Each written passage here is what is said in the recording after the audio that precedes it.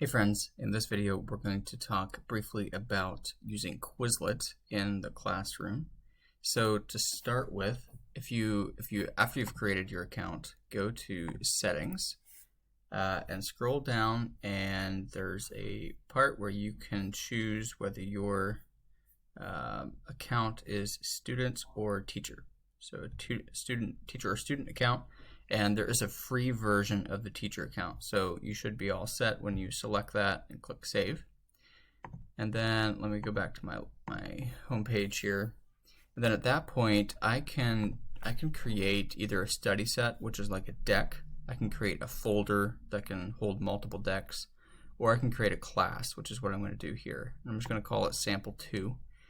And the only reason that the bridge shows up as a viable school is because I've added it.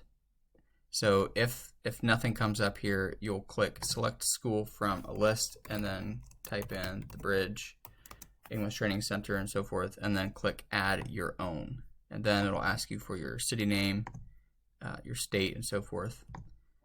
So I'm just going to select that again, and then click Create Class.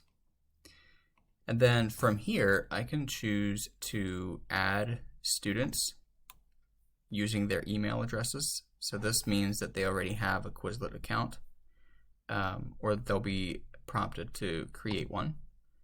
I can add sets or decks from my current list already that I have. So let's say I want to add this one, for example. And then my students who I add to this will be able to see this and access it in their own accounts.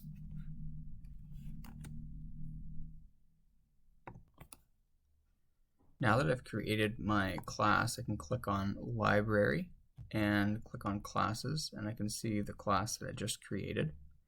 So this is where you access that.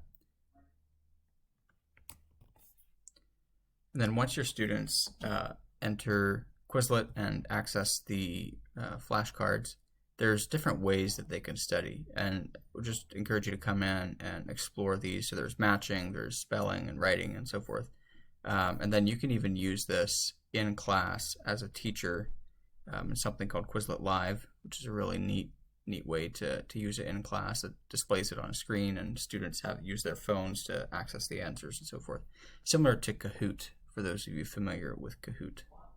So I would encourage you to use this if you think it would benefit your class, if you're trying to learn vocabulary or want to build a deck for your level and so forth. It could be beneficial for them.